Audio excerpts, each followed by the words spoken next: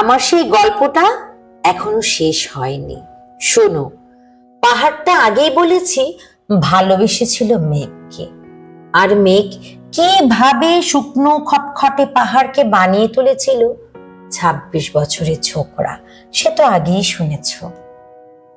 সেদিন ছিল পাহাড়টার জন্মদিন। পাহাড় মেঘকে বললে, আজ তুমি লাল শাড়ি পরে আসবে। মেঘ পাহাড়কে বললে, আজ তোমাকে স্নান করিয়ে দিব চন্দন জলে।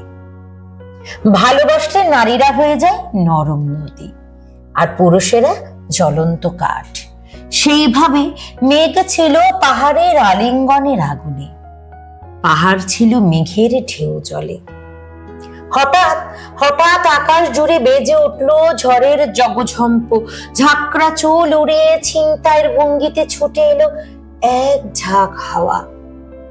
মেঘের আঁচড়ে টান মেরে বললে, উঠ ছড়ি, তোর বিয়ে।